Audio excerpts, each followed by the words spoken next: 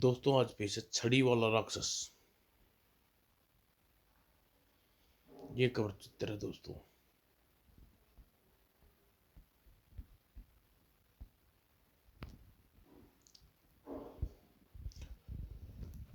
शुरू करते हैं दोस्तों। बहुत समय पहले की बात है। मगध नाम का एक देश, चंद्रबल नाम का एक न्यायप्रिय बहादुर राजा राज करता था।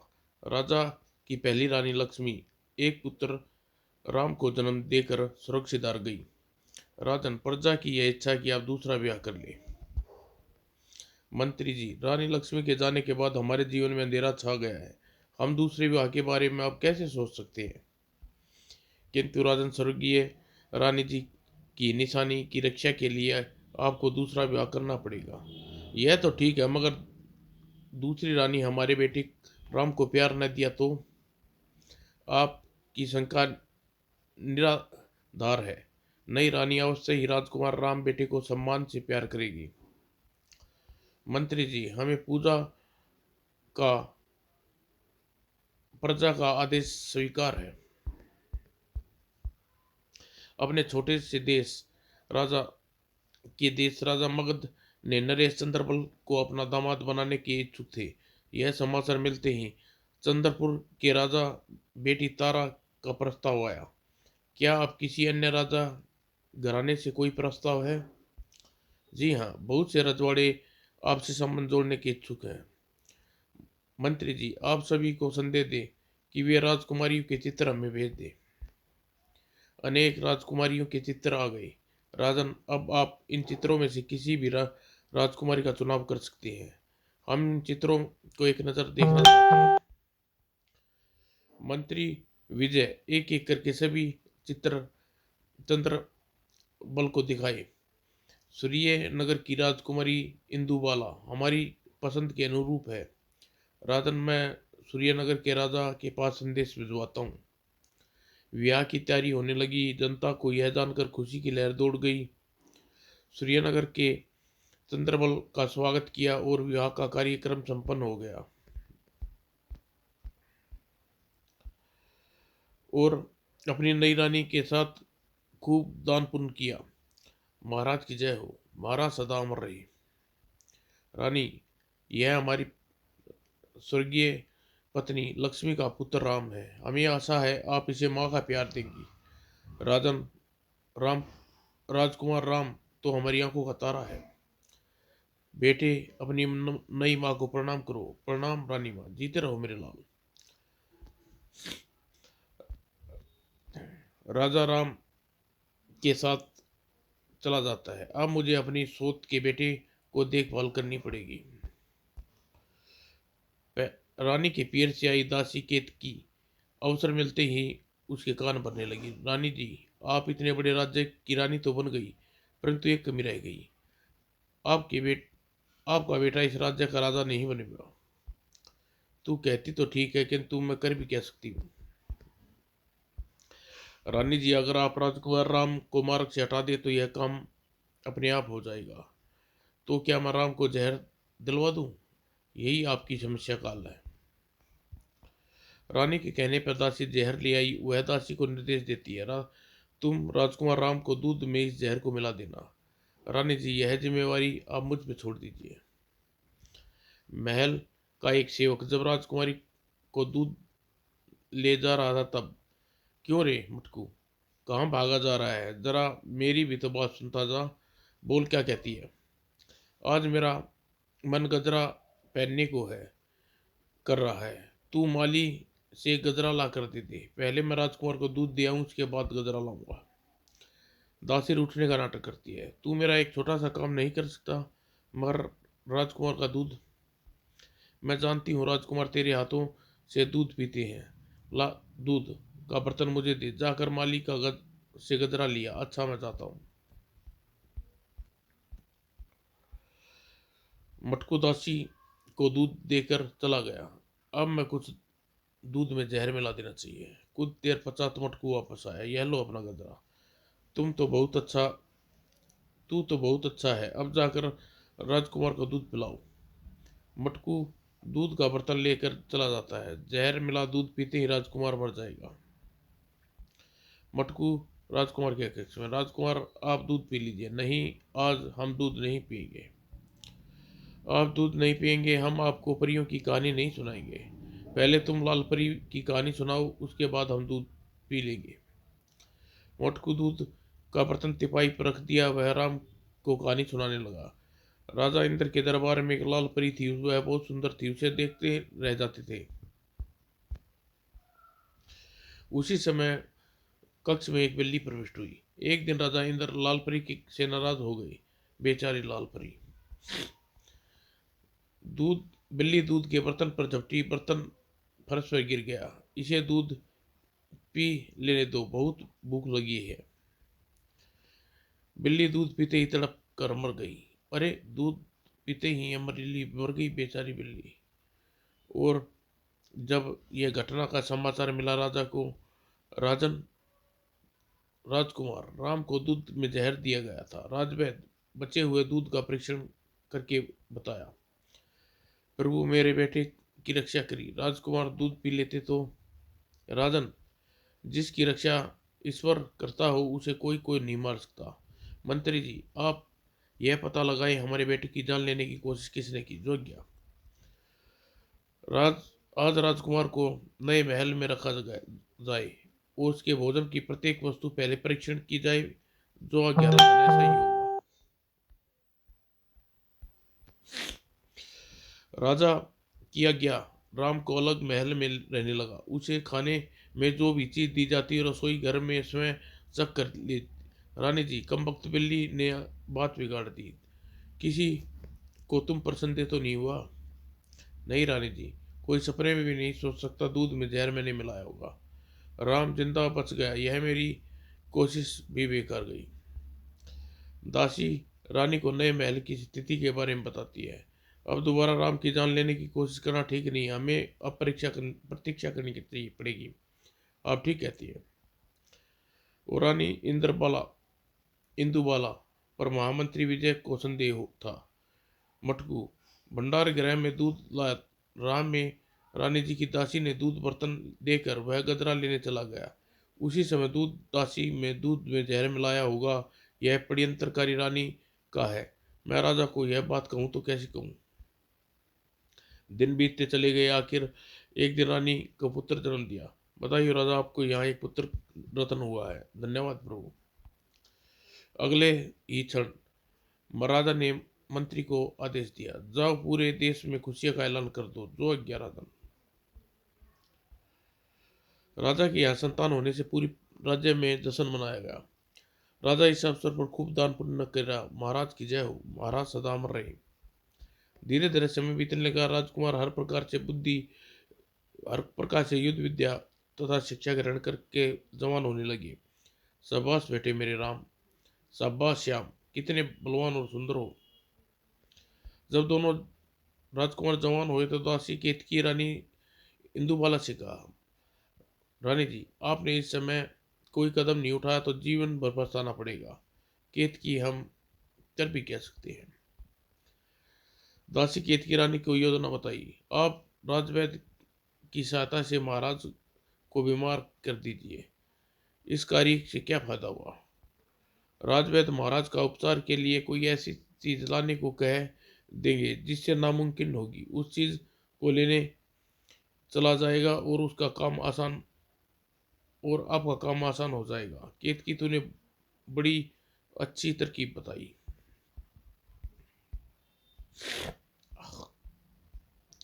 अगले दिन केतकी राजवैद्य को बुलाती है। प्रणाम वैद्य जी, प्रणाम। कहो केतकी, कैसे आना हुआ? महारानी आपसे इस समय मिलना चाहती है। मैं अभी चलता हूँ। राजवैद्य दासी के साथ महल आए। रानी जी प्रणाम, कहिए क्या आज्ञा है? केतकी, तू कक्ष से बाहर चली जा, राजवैद्य से अकेले में बात करना चाहते हैं। जो आज्ञा रानी जी। केतकी कक्ष से बाहर चलेगी। वैद्य जी, हम चाहते हैं आप कुछ समय के लिए महाराज को बीमार बना दें। रानी जी, यह आप क्या कह रही हैं? रानी जी अपनी योजना पूरी राजवैद्य को बताती है और कहती है, इस कार्य में आपको योगदान की पूरी कीमत जाएगी। यह तो महाराज के साथ विश्वासघात होगा। इस काम के करने से मुझे फायदा ही फायदा है। और रानी राजवैद को धमकी देती है, अगर तुमने मेरे साथ नहीं दिया तो हमारे कहने पर महाराज तुम्हें सूली चढ़ा देंगे। रानी जी, मैं आपकी आज्ञा का को पूरा करूंगा। ठीक है, यह लो अपना नाम सच्चे मोतिये की माला, आप दयालु हो। और राजवैद्य ने दी दवाई महाराज को भोजन में मिला कर देती। आज भोजन का स्वाद न जाने कैसा लग रहा है। भोजन तो स्वादिष्ट है, मुझे लगता है आपकी तबीयत ठीक नहीं है। तुम ठीक कहती हो, मुझे अब कक्ष में जाकर आराम करना चाहिए। और राजा दिन पे दिन बीमार होते गए। राजवैद्य ने आदेश को पूरा कर रहे थे। हमारी बीमारी ठीक होने के स्थान पर बढ़ती जा रही है, आप शीघ्र स्वस्थ हो जाएंगे राजन। राजा की बीमारी मंत्री विजय भी चिंतित हो उठा। राजवैद्य जी, परामर्श करता हूँ, वैद्य महाराज का रोग कैसे दूर हो सकता है? मंत्री जी, अगर कोई साहसी युवक रतनगिरी पर्वत से की खो में रहने वाले बूढ़े राक्षस की की छड़ी ले आए तो महाराज स्वस्थ हो सकते हैं।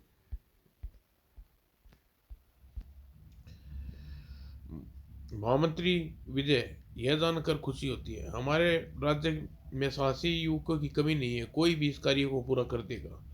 नहीं महामंत्री जी, वह भयानक राक्षस को मारना इतना आसान नहीं, बहुत शक्तिशाली है। मुझे तो यह कार्य नामुमकिन ही दिखाई देता है। हमारे राज्य में के युवक अपनी बात को सत्य असत्य सिद्ध कर देंगे, मुझे खुशी होगी। राजा विजय राजा की सलाह कर सारे राज्य में घोषणा करा देता है, रतनगिरी के राक्षस की छड़ी जो युवक लेकर आएगा उसे मुंह का इनाम दिया जाएगा। डम डम डम। अनेक साहसी युवक इनाम के लालच में रत्नगिरी जाते हैं। ओह, कोई भी राक्षस को मार कर वापिस नहीं आया, अब महाराज ठीक कैसे होंगे? मंत्री विजय रानी इंदुबाला से मिलता है। महारानी जी प्रणाम, कहिए कैसे आना हुआ? महामंत्री, मैं महाराज के रोग को लेकर चिंतित हूँ। रत्नगिरी जाकर कोई भी वापिस नहीं लौटा, अब महाराज ठीक कैसे होंगे? मंत्री जी, हमें विश्वास, अगर राजकुमार राम को भेजा जाए तो वह सफल हो सकता है। विजय रानी का कथन सुनकर समझ हो जाता है यार। तो रानी राजकुमार को इस तरह समाप्त करने के उद्देश्य से पूरा करना चाहती है। रानी जी, राजकुमार के जीवन को इस तरह खतरे में नहीं डालना डालना ठीक नहीं। राजकुमार को यह बात पता चलती है तो वह राजा रानी के पास आता है। पिताजी, मैं आपको रतनगिरी जाने की आज्ञा लेने आया हूँ। नहीं बेटे, तुम वहां जाकर अपने प्राणों को खतरे में क्यों डालते हो? रानी को प्रशंसा होती है, वह राम उस राक्षस को मारने जा रहा है। पिताजी, उस राक्षस को मारकर चमत्कारी छड़ी ले आऊंगा। परंतु बेटे, स्वामी मुझे विश्वास है राम विजयी होकर लौटेगा। राजा बेटे की जिद के सामने झुक जाते हैं। जाओ बेटे, प्रभु तुम्हारी रक्षा करे। राम बेटे, मेरा भी आशीर्वाद तुम्हारे साथ है, इस बार राम तू जिंदा नहीं लौटेगा।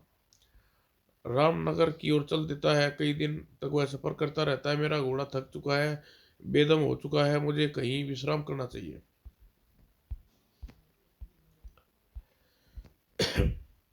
राम घोड़े से उतरकर पैदल चलने लगता है। कुछ दूर जाने पर घोड़ा नीचे गिरकर दम तोड़ देता है। दोस्त, तुम भी मेरा साथ छोड़कर चले गए, अब आगे पैदल चलना पड़ेगा। राम एक सरोवर में पानी पीने के बाद आगे बढ़ता है तो उसे एक झोपड़ी नजर आती है। इस सुनसान जगह कौन रहता है? राम झोपड़ी के सामने पहुंचकर आवाज देता है। एक बुढ़िया बाहर निकलती है। बूढ़ी माँ, मेरा नाम राम है, मुझे रत्नगिरी पहाड़ पर जाना है। बेटे, तुम कौन हो और इस जंगल में कैसे आई? राम बूढ़ी को पूरा वार्ता बताता है। बेटे, वह भयानक राक्षस है, वह तुम्हें मार कर खा जाएगा, तू वापिस चला जा। माँ, मैं कायर बन कर जीना नहीं चाहता, अगर वह राक्षस के हाथों मेरी मौत लिखी है तो वह मुझे स्वीकार है। राम रात को झोपड़ी में ठहर जाता है। बुढ़िया को भोजन खिलाती है, उसके बाद वह राम से बताती है, बेटा, मेरा तुम जैसे बहादुर बेटा था, उसे भी राक्षस छड़ी हासिल करने की ठान ली। क्या तुम्हारे बेटे को छड़ी मिली? नहीं, मगर उस दाढ़ी उसे छड़ी तो नहीं मिली, पर वह वापिस मेरे पास आ गया होता। माँ, विश्वास रखो, मैं वापस लौटूंगा। अगले दिन राम बुढ़िया से इजाजत लेकर सफर पर चल पड़ा। बूढ़ी ने बताया था रत्नागिरी पर्वत के लिए उत्तर दिशा में जाना होगा। कुछ दूर जाने पर उसे आदमी नजर आया। कौन हो भाई? मेरा नाम वृक्ष है, मैं एक पेड़ की जड़ उखाड़ देता हूँ। मैं एक हाथ से पेड़ की जड़ उखाड़ देता हूँ। और तुम कहाँ जा रहे हो दोस्त? मैं राम हूँ, रत्नगिरी के राक्षस को मारने जा रहा हूँ। उस दुष्ट राक्षस को मैं भी दो हाथ करना चाहता हूँ। क्या मैं तुम्हारे साथ चल सकता हूँ? क्यों नहीं, अवश्य चलो। और वीरेश और राम एक साथ सफर करने कुछ दूर चलने पर उन्हें एक आदमी नदी के किनारे खड़ा दिखाई दिया। मित्रों, तुम दोनों कहाँ जा रहे हो? हम रत्नगिरी पर्वत वाले राक्षस के पास जा रहे हैं। मेरा नाम राहुल है और मैं उस राक्षस से लड़ना चाहता हूँ। मुझे भी अपने साथ ले चलो। क्या क्या काम करते हो? मैं नदी का पानी पीकर उसे सुखा सकता हूँ।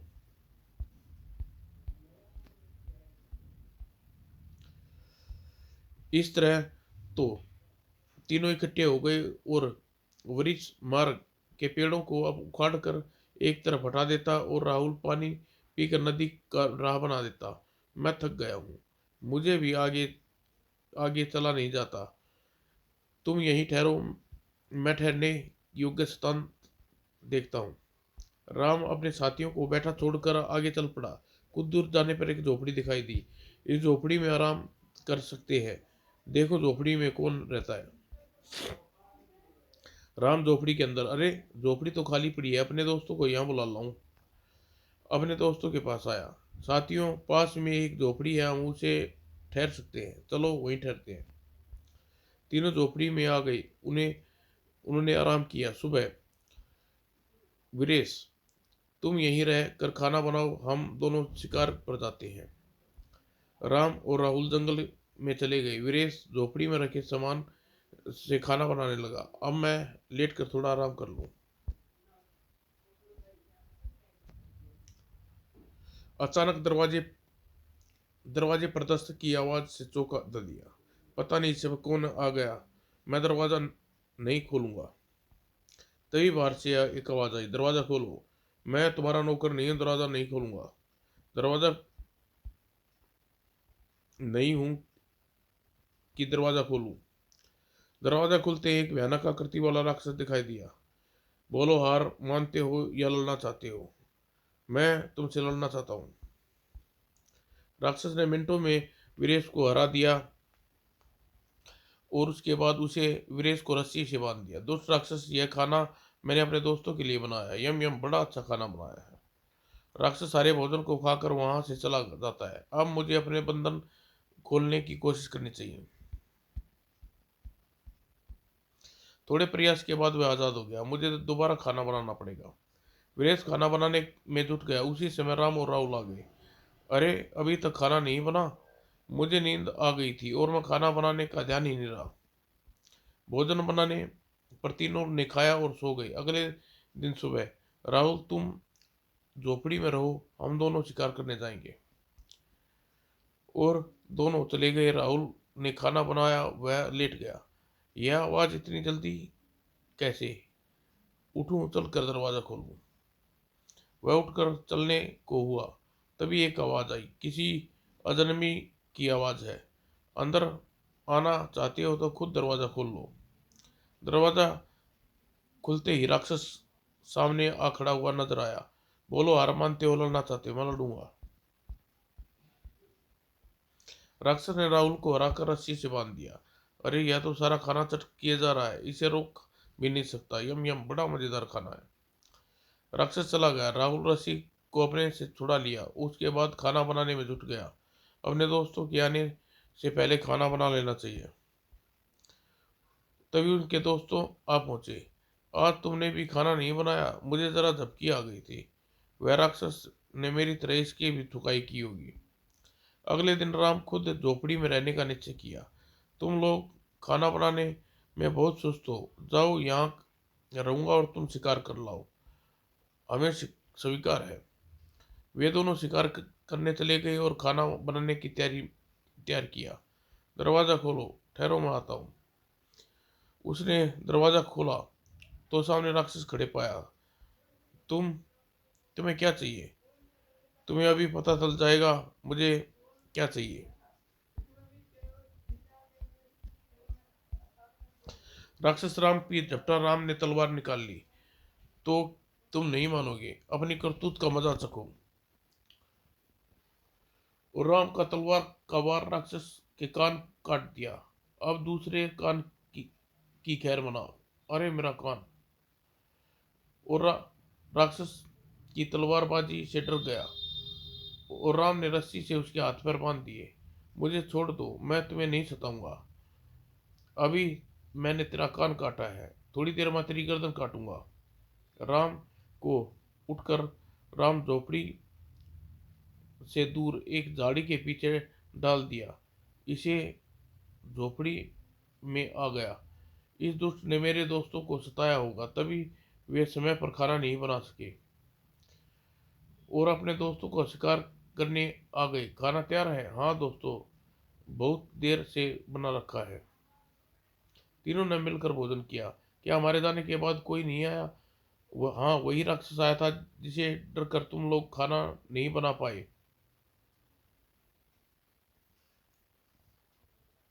वीरेश और राहुल हैरान हो गए। तुमने उस राक्षस को मार डाला? नहीं, मेरे साथ चलो, तुम्हें एक अजीब चीज दिखाता हूँ। राम के जाने के बाद राक्षस जोर लगाकर अपने को आजाद किया। अब मुझे जल्दी ही अपनी खो में जब पहुंच जाना चाहिए। राम अपने दोस्तों के साथ वहां गया तो राक्षस का पता न था। लगता है वह रस्सी तोड़कर भाग गया। कौन भाग गया? वही राक्षस। राम अपने दोस्तों को सारा किस्सा बताया। तुमने उसका कान काट दिए? हाँ, और उसके लिए बहुत छोटी सजा थी। चलो वापस, उस उसके पीछा तो छुटा। अब वह अधिक दूर नहीं गया होगा, उसके को तलाश करनी चाहिए। छोड़ो, वह वापस नहीं आएगा। राम गीली जमीन पर राक्षस के पैरों के निशान दिखाई दिए। देखो, जमीन पर उसके पैरों के निशान बने हैं। हमें निशानों को पीछे उस दुष्ट तक पहुंच सकते हैं। ये तीनों दोस्त उन्हीं निशानों के साथ चल दिए। अरे, हम रत्नगिरी पहाड़ के पास आ गए। कहीं यह रत्नगिरी छड़ी वाला राक्षस तो नहीं? वह कोई भी हो, उसकी तलाश करके रहेंगे। और मगध राज्य राजकुमार अनु की उपस्थिति में इंदुबाला ने अपने कुचक्र रचा। सैनिकों और प्रधानमंत्री विजय को गिरफ्तार कर कारागार में डाल दो। जो गया राजकुमार। विजय को कैद करके कारागार में डाल दिया। मैं जानता था यह दुष्ट रानी की अनुपस्थिति का फायदा उठाएगी। उधर राजमहल में पिताजी, आप राज्य के बारे में मुझे सलाह दी। मंत्री विजय मंत्री कहाँ है? हम उससे मिलना चाहते हैं। श्याम, तुम्हारे आदेश का पालन करो। पिताजी, मंत्री विजय आप अपने सामने नहीं लाया जा सकता। क्यों? इसलिए देशद्रोह के अपराध में बंदी बना दिया। मंत्री विजय देशद्रोही नहीं हो सकती। तुरंत उनसे मिलना चाहते हैं। राजा अपनी सैया से उठकर चल देते हैं। राजकुमार श्याम उसके साथ कारागार पहुंचते हैं। मंत्री जी सच्चाई को समझ चुके हैं। राजन, आप यहाँ क्यों चले आए? राजा चंद्रवन चंद्रवल मंत्री विजय को आजाद करने का आदेश देता है। हम इस देश के राजा हैं, हमारे आदेश का पालन क्यों नहीं किया जा रहा? पिताजी, इस आदेश देश का असली शासक मैं हूँ। श्याम, मेरे बेटे होकर भी तुम मेरे खिलाफ विद्रोह पर उतरा है। पिताजी, आपके राज करने के दिन पूरे हो चुके हैं। आपको इसी के साथ रहना पड़ेगा। तुम्हारी यह हिम्मत, ठहरो, अभी तुम्हारा दिमाग ठीक करता हूँ। सैनिकों, राजा की आवाज सुनकर सैनिक पास आ गए। सैनिकों, प्रधानमंत्री को आजाद कर दो और दुष्ट को कालकोठरी में डाल दो। सैनिक सिर झुकाए खड़े रहे। उन्होंने राजा के आदेश नहीं सुना हो। क्या तुम सुना नहीं? इसे गिरफ्तार कर लो। सैनिक का हुक्म न मानते देख राजा हैरान रह गया। पिताजी, ये सैनिक आपका नहीं मेरा आदेश मानते हैं। यकीन न हो तो देख लो। सैनिकों, महाराज को गिरफ्तार कर लो। जो आज्ञा। सैनिकों ने तुरंत चंद्रवल को अपने बालों की नोक पर ले लिया। हाँ हाँ, देखा पिताजी, अब इस देश का राजा कौन है?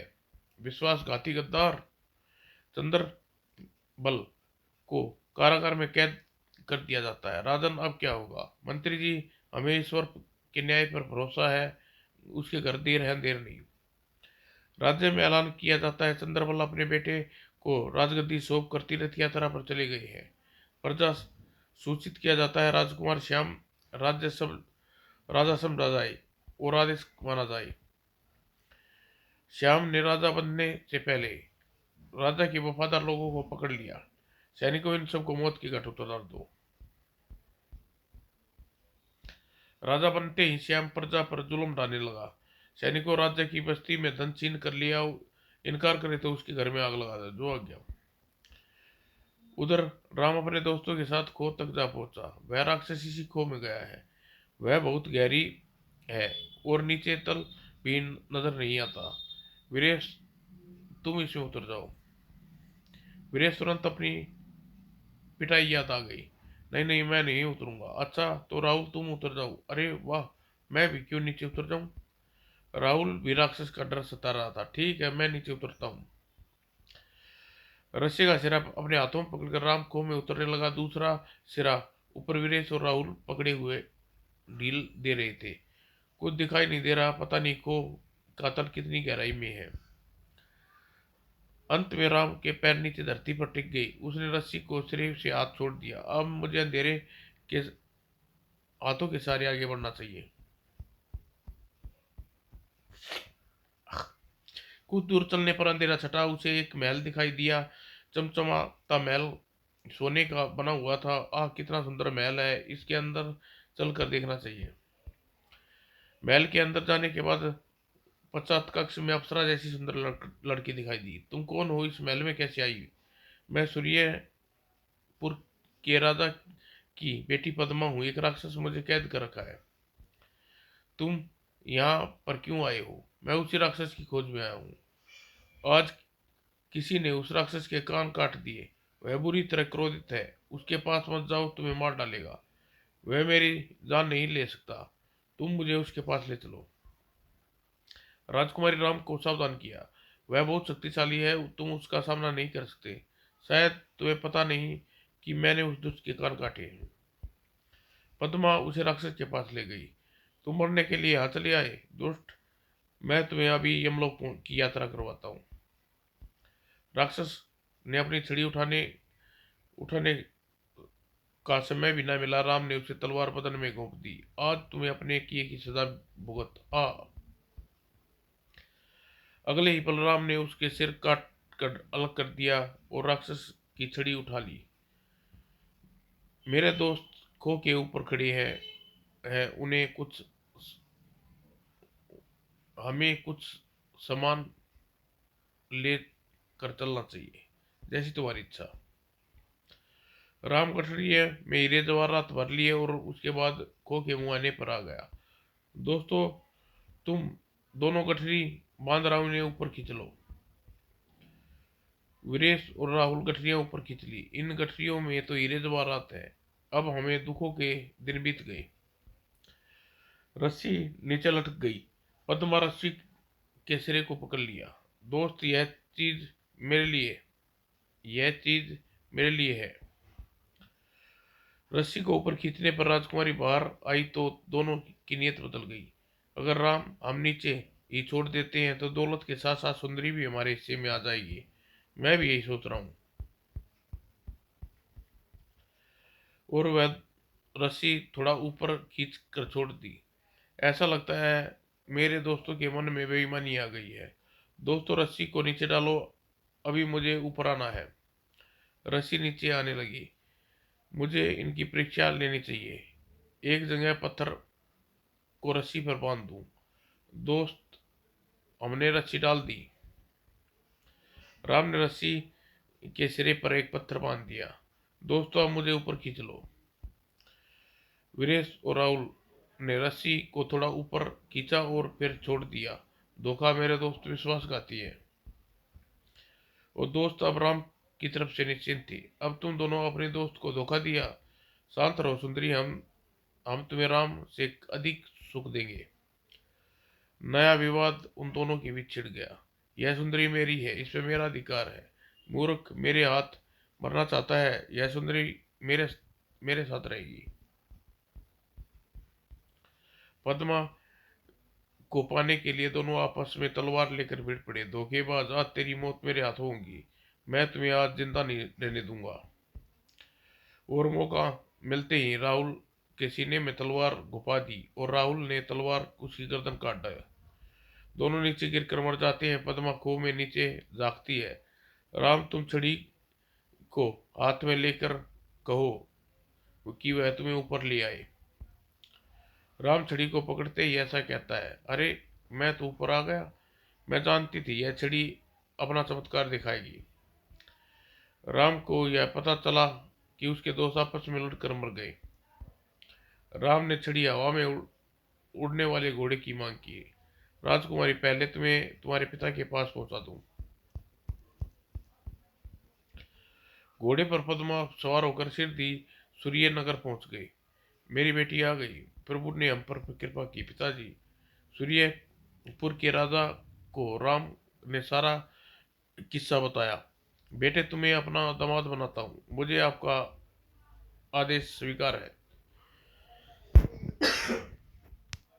और राम राजकुमारी पद्मा के साथ विवाह होता है। ओम। विवाह के पश्चात राम अपने पिता की याद आती है। मुझे अपने पिता के पास जाना चाहिए।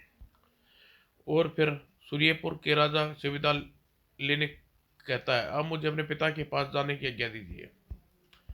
राम घोड़े पर सवार होकर अपने पिता के राज्य में पहुंचता है। अब राजा बीरबल की बीमारी कैसी है? भाई, राजा बीरबल का तो अपने बेटे की कैद खाने में कैद कर लिया है। राम सुनकर बहुत क्रोध आता है। श्याम की यह हिम्मत, तुम इस राज्य में नए आए हो, तुम्हें पता नहीं इस समय देश का राजा बन चुका है। राम महल में पहुंचता है। राम, तुम जिंदा वापस आ गए। तुम्हें माँ कहते हुए मुझे शर्म आती है। सैनिकों, गिरफ्तार कर लो, पिता के पास ले जाओ। राम तलवार लेकर सैनिकों पर टूट पड़ता है। यह सैनिक को गाजर मूली की तरह काटता है। श्याम बेटे, इस गद्दार को गर्दन काट कर मौत की नींद सुला दो। श्याम तलवार खींचकर राम से भिड़ जाता है। मूर्ख, तू अपनी मौत को ललकार रहा है। दोनों बहादुरी से लड़ते हैं। राम को अवसर पाते ही श्याम की गर्दन काट देता है। हाय मेरा बेटा। राम के आदेश पर सैनिक ने इंदुबाला को गिरफ्तार कर लिया। काश तुम मेरे पिता के साथ ऐसा व्यवहार न करती। तूने मेरे बेटे की हत्या की है। और राम के आदेश पर इंदुबाला को कैद खाने में डाल दिया जाता है और राम अपने पिता के पास पहुंचता है। पिताजी, मैं आ गया। बेटे राम, तुम। राम अंत में सारी कहानी सुनाता है। पिताजी, मेरे बेटे। पिता पुत्र महल में आते हैं और मंत्री विजय को भी कारागार से मुक्त मिल जाती है। राजन, अभी एक अपराधी को दंड मिला शेष है। वह कौन सा अपराधी? राजवेद के उसके अपना राजवेद, उसने आपको रोगी होना पड़ा। राजवेद को रानी के साथ दरबार में पेश किया जाए। अगले दिन इंदुबाला और राजवेद को दरबार में लाया गया। इन्हें एक समान अपराध की मौत की सजा दी जाती है। राम अपने पुत्र पिता से सूर्यपुर जाने की मांग करता है। पिताजी, अगर आप अनुमति दे तो मैं पद्मा को ले आऊं। जाओ बेटा, हम अपनी पुत्र बहू से मिलना चाहते हैं। कारागार में रानी इंदुबाला अपने कार्य पर पश्चाताप करती है। केतकी, तेरे बहकावे में आकर मैं परलोक बिगाड़ लिया। रानी जी, मैंने आपका भला करना चाहा। राजा के आदेश पर इंदुबाला और केतकी तथा राजवैद्य को फांसी दी जाती है। प्रभु, मेरे कष्ट एक दिन दूर हो गए। अब मेरे बेटे राम को इस राज्य का अधिकारी बनना चाहिए। राम अपनी पत्नी पद्मा के साथ सूर्यपुर वापस आता है। पिताजी हमें आशीर्वाद दीजिए, सदा सुखी रहो। अपने पिता की मृत्यु के पश्चात मगध का शासक बन जाता है। महाराज राम की जय हो। महाराज सदा सुखी रहे। समाप्त दोस्तों।